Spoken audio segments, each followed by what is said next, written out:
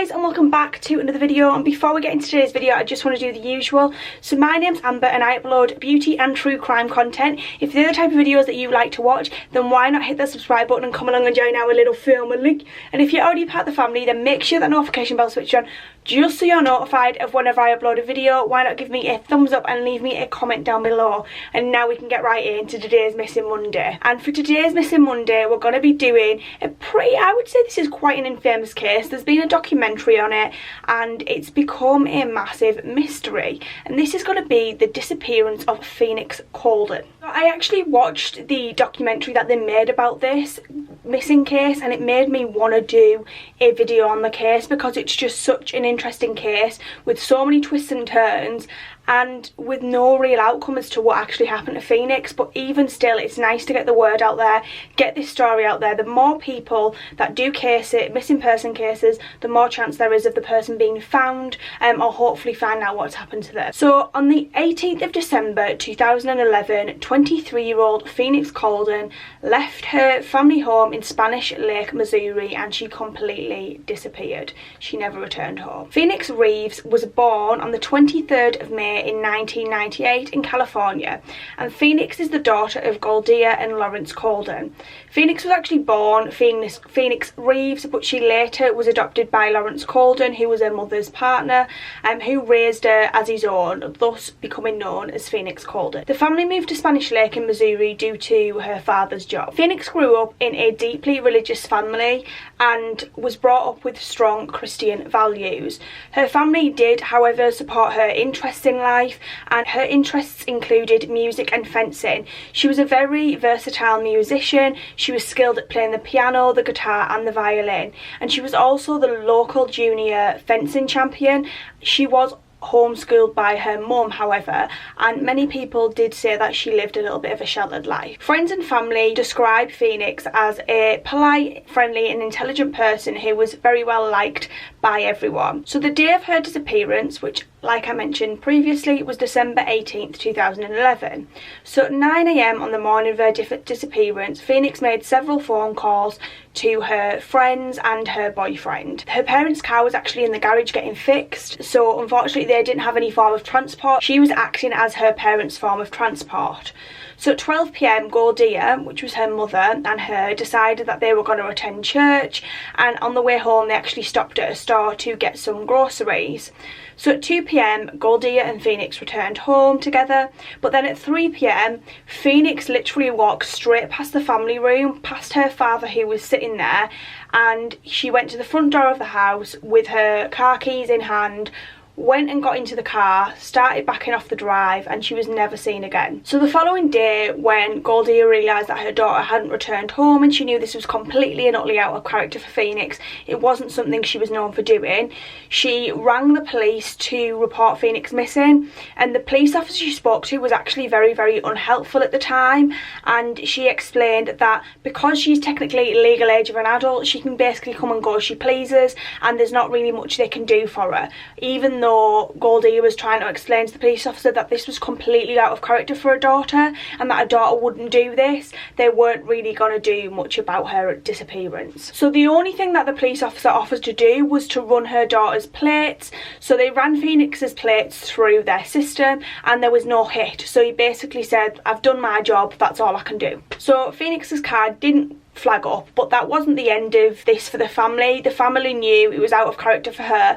and they knew they needed to do something about it. So the family decided that they were going to make something of this themselves. You know, they weren't going to sit around and wait for the police to decide that this was a case that needed to be investigated. They were going to investigate themselves.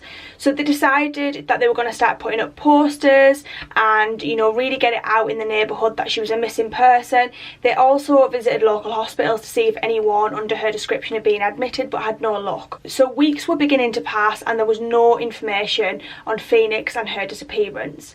That was until a friend of the family who was looking into the case for them discovered that Phoenix's car was actually in a tow lot. So there seemed to have been a massive miscommunication. Now basically Phoenix's car was found abandoned, and it was found abandoned in a different region to where she'd gone missing. So there was a miscommunication between two different police stations involved in the case. So St. Louis, Missouri knew that Phoenix was missing, but it was St. Louis, Illinois that found the car, and there was a clear lack of communication between the two stations, and they'd not made a link between Phoenix and the missing car. It turns out that, shockingly, Phoenix's car was actually discovered only 2.5 hours after she went missing. So it wasn't long after she left the house that her car had been abandoned. So her car was discovered by an officer at 5:27 and it was impounded at 6:23. The car was found abandoned 25 minutes from her home on St. Clair Avenue east of St. Louis. The location of the car was actually discovered near Interstate 70, which is known as the sex trafficking superhighway of America. So it was found in a very sort of dangerous part of town that you wouldn't really want to be hanging around. East St. Louis was also ranked in the top 5 violent crime cities of the United States. The officer on scene entered the vehicle into the police database as abandoned, and this is where the issue arose of the two systems not linking up, because the car was put down as an abandoned car and not a stolen car, or there was no signs of foul play. It didn't register as sort of a crime, so it didn't link to the fact that Phoenix was missing. So the officer on the scene alleged the license plates of the car were not investigated and the vehicle was not searched because of this. This is where it becomes a little bit interesting, because it was originally reported that the car was abandoned in the traffic lane with the engine running, there was keys in the ignition, the passenger door was thrown open, and all of Phoenix's personal belongings were inside, including her glasses, a purse, her shoes, her ID, which made it look like she'd almost been snatched from her car. So that's why when they were reinvestigating the case, they were a bit like, I don't understand how her car has not been like they've not done a search of the car when she's clearly been snatched. Upon them chatting to the officer who was originally on scene, he actually explained this away by saying that it appeared that the car had literally just been abandoned. There was no signs of foul play, the engine of the car was not running, there were no keys, and the car door was not open. He stated that it simply looked like the car had basically run out of gas and someone had pulled it up and parked it there because they had no gas. So after her disappearance, there was no activity on Phoenix's bank account, cell phone and social media at all. DNA gathered from her SUV indicated that there were no other individuals in the vehicle other than her and her parents. There was a documentary, which was the documentary that I have just watched, which was very, very interesting and definitely worth a watch, made around her disappearance, which was called The Disappearance of Phoenix Coldon. It aired in 2018 on Oxygen. The documentary aims to figure out what happened to Phoenix, and it interestingly uncovered things about her case that were originally unknown. So it basically discovered that all was not as it seemed with Phoenix and her parents, and she had begun to increasingly argue with them. It was also discovered that she actually had 2 phone contracts instead of one. One of the phone contracts was on her family plan, and there was a separate phone contract that she was paying for herself. Her parents were completely unaware of this, and the reason behind this would become clear later on. So Phoenix had gone away to the University of Missouri for several months, and she actually moved into her own apartment that her parents were paying for. It was uncovered that she had started a romantic relationship with a boy called Michael B, and it was thought that the secondary phone contract was used to contact him, because obviously her parents were very strictly religious.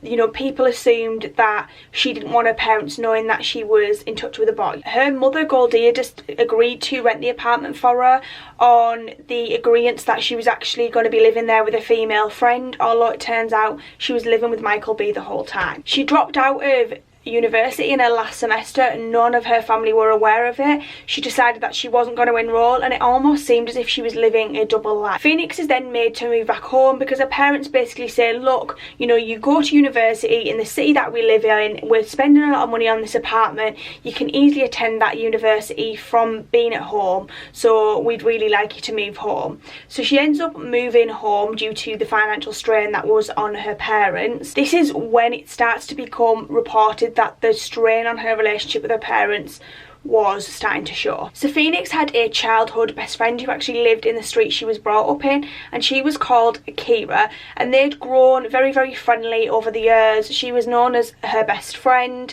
and she claimed that over the weeks before Phoenix's disappearance, something was off with Phoenix. She just didn't seem her normal self. She claimed that Phoenix had had like a major personality shift and she'd become paranoid. She almost thought that like people were out to get her.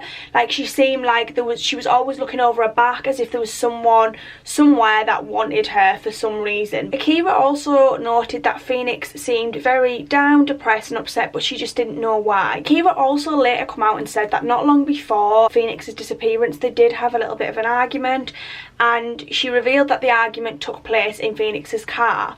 Now she wouldn't 100% reveal what the argument was about, although she did say, you know, it was just friendly, just silly things that friends argue over. She just didn't come out and say what the argument was actually about. But to me, I'm not saying that, I don't think Akira's got, I don't think she's got anything to do with Phoenix's disappearance at all, but I think that there was, I don't know whether Akira didn't agree with something Phoenix was doing or what the case was, but to me it seemed a little bit more than that, because what I'm about to tell you next might shock you a little bit. Phoenix then actually pulled a hunting knife on her friend Akira, which she'd had hid in the driver's side door of her car. This only added to Akira's suspicions that, you know, there was something not right and that Phoenix was very paranoid. She tried to calm the situation down and all was sort of well, but the pair were never quite the same after that incident, and then Phoenix went missing. So it was revealed by Akira that Phoenix had actually decided that she wanted to end the relationship with Michael B, which was the guy she'd been living with in the apartment her parents were paying for, although she just didn't know how to do it. You know, I think she was a genuinely nice person and she didn't want to hurt anyone's feelings, but she just didn't know how to end it with him.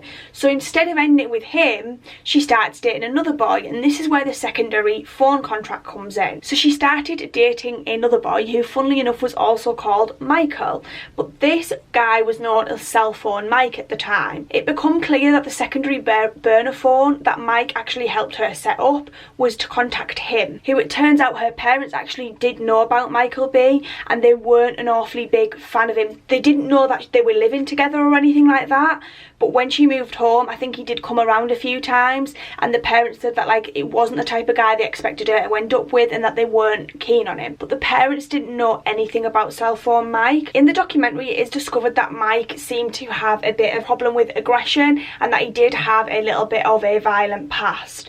He did have an assault charge against his name, which a previous girlfriend had brought up against him, and the ex-girlfriend actually spoke out in the documentary and said that she was assaulted by Mike both physically and mentally, and that he was an aggressive and abusive person. She also mentioned something that was very interesting, but they couldn't really trace the lead any further because Michael B did not want to talk to the investigators. He actually said, you need to speak to my lawyer. The lawyer said, it's fine, I'm fine for you to speak to him, but even when they went back to speak to him, he just didn't want to speak to them, so they never got in contact with him. So this is a bit of a lead that was never really pursued. His girlfriend at the time started to notice that he was frequently searching for missing person cases, and the case that he constantly seemed to keep looking for was Phoenix's disappearance. Now when she questioned him sort of a little bit about this, he snapped with her. He got very nasty and actually turned around and said to her, he admitted that he'd had sexual relations with Phoenix, and he also turned around and said, don't worry about her, she's dead, you don't need to worry about her. Now given his history of violence, could be a lead that was worth pursuing, but unfortunately because the investigators who were on the documentary weren't current police, they couldn't pursue the lead any more than what they did. Although in the end of the documentary it's not really thought to be the reasoning behind where she went, I just think it's a very interesting lead. So in the documentary they also speak to the family's private investigator, who's been pretty much investigating the case for the family since day one. You know, I don't think they had much confidence in the police, given the fact that the police sort of pied them off a little bit and weren't really willing to help. So they actually discovered that Phoenix had been caught stealing savings bonds out of the family safe to the value of around £2,500, which seems a lot, but if you're someone who's going to up and disappear, that's not going to last you very long. It was also discovered, which to be quite honest, I can't, like, you need to go, if you were interested in this case, like I say, either watch a documentary, or if you can find it, you need to watch this video to see the emotional distress that this girl is clearly in a month before she went missing. They actually investigated her phone and found a video that she'd made. She's basically just sat in a car, having a conversation with herself about her life and how she's feeling, and you can just see the emotional distress on this poor girl's face. And it was filmed a month and a couple of days before she went missing, and it's clear to see that Phoenix at this point is not in a good mental state. So in the video, Phoenix says, quote, "Lord, please help me accept the things that won't change and that I won't change the things that I can't change. I just want to be happy, man. I can't remember a time when I was happy, genuinely happy. I feel so stupid because I've let myself go a bit. I probably would have never been in this situation if I would have stuck with how it used to be." If you watch a video, you can see she's in this torment with herself, and she's clearly in emotional distress. She's like this, she's touching her face, she seems very, very, very stressed, and she almost seems slightly scared, and she does seem slightly paranoid in the video. Now, they have no information as to what she's discussing about what's changed in her life and what's different. They don't know what she's referring to because this was the only video on her phone that they found. So unfortunately, they couldn't do any more than watch the video and sort of try and interpret what was going on. There are a few main theories surrounding Phoenix's disappearance. So the first one, that she was abducted by sex traffickers. Phoenix seemingly vanished in a depressed and crime-ridden part of East St. Louis, and it was nearly a 30-minute drive away from her home. The area is known for being a hotspot for human trafficking. The St. Louis metro region is one of the top 20 areas in the United States for human trafficking. Interstate 70, which I mentioned earlier on, is known as being the sex trafficking highway of America, and it runs straight through the city, and it provides easy access to anyone who's looking to move goods or humans for nefarious purposes. While there is no official estimate of human traffic victims in the United States, Polaris, an organisation aimed at preventing human trafficking, estimates that the number reaches into the hundreds of thousands. Phoenix has been missing for several years, and although in the documentary they did question whether someone who'd been trafficked would be able to stay off the radar for so long, one of the experts she spoke with, she said it is a possibility. So interestingly, there are two different theories to how this could have happened. So this theory splits off into two other theories, and the two theories are she was either snatched or she was lured into the sex trade. So the snatch story suggests that someone had come up to the car and simply snatched her from the car. Now, whether that be something silly, you know, like knocking on the car window and like asking for some help, and then it's a common thing where a girl will get out the car and then two guys will be waiting at the back of the car to throw her into another car's boot, or the fact that she was simply just pulled out of the car and snatched. Now, given the original statement to how the car was left and how it was originally reported, this seemed very, very plausible. This is something that does happen in sex trafficking cases, but because it was discovered that the car wasn't left like that and the car was simply left in what looked like an abandoned state, it seems like this theory is nothing more than just a theory. Now, the secondary theory is that she could have been lured into the sex trafficking industry. Now, this seems slightly more plausible, and that is because in this video that I was discussing earlier, she does appear to have a diminished mental state. And sex traffickers can easily sell this dream life to young girls in order to lure them away from their families.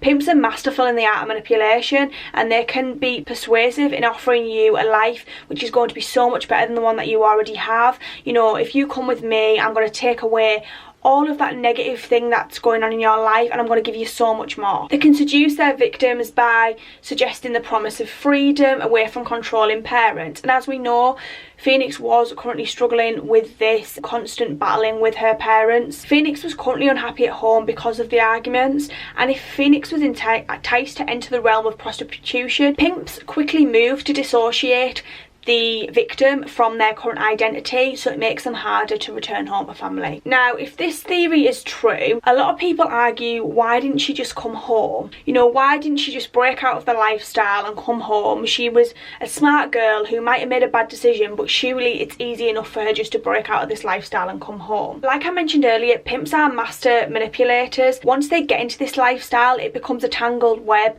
and it's so hard. It's easier to get into than what it is to get out. You know, people get trapped in this lifestyle, and the life expectancy of this lifestyle is a mere 7 years, and this was sort of where we were approaching in the Phoenix case at the time that the investigation was going on. Pimps can also be really good at making girls feel like they've brought dishonour and shame to their family through the acts they've committed. Now think about Phoenix's background, her being a church-loving girl. She's from a Catholic family. You know, she could feel like she's brought shame to her family. They normally also have something on their victims, so they have a little bit of, you know, like it could be a picture of them in a compromising position or whatever it might be, to use as blackmail against their family to make them feel they've brought shame on the family. So if you decide you are going to go haunt your family, I'm going to send them this video, I'm going to send them these pictures of all the things you've been doing, and your family won't want you. They make them feel worthless and like there's no way out. So to me, this is a plausible theory. Now, theory number 2 is that she could have met with some form of foul play. Now, after Phoenix disappeared, it is quite saddening to realise that all of her bank accounts, cell phone and social media accounts did seemingly come to an abrupt halt, suggesting that she may have met with some form of foul play on that fateful December afternoon. But just because all of that stopped doesn't necessarily mean that she has met with foul play or that something, you know, she's been murdered or anything like that, because some people do run away and create new identities, and that will be our next theory. A body has never been found, and like I mentioned earlier, the only DNA in the car which would be classed as the crime scene was her and her parents, which makes perfect sense because her and her parents used the car. It does still seem very suspicious, however, that Phoenix seemingly vanished without a trace. Police have remained very tight-lipped about a lot of the investigation details, and that is purely because it is a currently open case, and if anything happens, and if, say for instance, God forbid, a body was found, they will want to obviously commit to bringing this person, you know, bringing the person who murdered Phoenix to justice, and obviously they will need to bring a criminal case against them, so they need all of that evidence. If they start leaking bits and bobs out to the press, you know, all of their main assets in the case, it's easy for someone to come forward, and there are sick people who claim to have done things to missing people just to be brought into the limelight. It's very easy for someone to come forward and go, oh yeah, I did this and this and this, when all of that has already been written in the newspaper. So how do you know if they're telling the truth or not? You need to hold something back so they can come to you and say, I did this, and you go, I know that's them because there's only us and him that would know that, or her that would know that. Does, however, make outsiders looking in, like myself, it makes it very difficult to see exactly what transpired on that day because there's only so many details that have been revealed. Her parents have suggested that before her disappearance that she may have gotten in with the wrong crowd, and former St. Louis County Police Chief Tim Fitch said that he was absolutely concerned about her safety, and have said that there were few leads that have come in recently about her current whereabouts. Bottom line is, she hasn't been found, and we're not going to stop looking for her, he said. Her investigation was able to show little evidence of foul play. However, there is still much that is unknown about the case, and there was evidence leading up to her disappearance to suggest that she was linked with multiple men, one of them men being cell phone Mike, who was known to be an abusive person. Many of the people thought to be Phoenix's friends also refused to speak out to the investigators in the new investigation, which leads them to believe that there is still a possibility that there is a lot of secrets that surround Phoenix's life, and her life and disappearance do still remain a big mystery. So the third and final theory I'm going to discuss today is the fact that she may have simply just ran away and started a new life. So another persistent theory is that Phoenix may have willingly run away, and this is one that they did come to the conclusion to in the Oxygen documentary, and one that the parents just do not want to believe. So there is evidence to suggest that she may have left on her own, although it is unclear who she may have been running from or where she was running to that afternoon. Her parents have always reputed this theory, and honestly, when you watch the documentary, they were not happy with the evidence that they presented to say that she could have possibly run away. They just do not want to believe this, and I completely understand why. They said that Phoenix had everything that she needed and most of the things that she wanted, so I couldn't understand the reason why she would want to run away from us like that, and that was what her father, Lawrence Coldon, said. So during the documentary, it was discovered that this was very, very interesting to me, and this is one that makes me believe that this could possibly be the most plausible situation. And you know what, I actually wouldn't be mad if it was, because at least she's happy most likely happy somewhere, living her life, and she's still alive. At least there's that. I'd rather it be that than it be met with foul play or her be suffering from being dragged into the sex trafficking industry. So it was actually discovered that there were only 4 persons named Phoenix Reeves in the US, and one didn't exist until 2012. Now, if you remember rightly in the beginning, I told you that she was born Phoenix Reeves, but her mother, like, they changed her name to Phoenix Coldon because obviously she got married to her stepfather, Lawrence, who was basically always known as her father because he brought her up. So had she used her previous name to create a new identity? Very interesting. So since 2012, the Phoenix Reeves in question has had no social security number or any trail other than an address that was for Anchorage in Alaska, and they actually decided to go to Alaska to investigate this address. Now, they did a little bit of trailing up and down the streets, knocking on doors, speaking to people to see if anyone knew where she was or if anyone had seen her, and it was a very negative response. No one recognised Phoenix. But then they decided they were going to go to the door of the house that was actually written down as her address. And they were met with a lady who answered the door, and the homeowner stated that she'd never met Phoenix Reeves, she'd never rented her home to anyone, and she'd been the only one that had lived there in the past few years. I just find that so interesting. She was a clever girl. She could have quite easily re-registered herself as Phoenix Reeves. I find that so interesting. The investigator was even shocked because it's so unusual to see someone registered with not a lot of information around them being registered. So with few leads to go on, there remain many questions that are unanswered about what really did happen to Phoenix on that afternoon, and the police haven't really got any conclusions. Everything is still on the table and they haven't ruled anything out. Police officer Benjamin Grander, who was a media relations officer for the county police department in St. Louis, did state that they've exhausted every lead, tip or evidence that they've received, and they remain committed to the investigation. Phoenix has not been forgotten by any means, and our department is ready and prepared to dedicate any and all resources needed should additional information become available in the case. Now, another interesting thing that I just thought this would be really nice to end this video on is that there have also been multiple reported sightings of Phoenix since she disappeared. Those sightings, however, have not been able to be confirmed, but one of the most prominent sightings of her was in 2014 when her friend called Kelly Fronhert said she saw Phoenix on a flight from Las Vegas to St. Louis. She said she was already seated on the flight and there were people still boarding, and she looked up and that's when she saw her.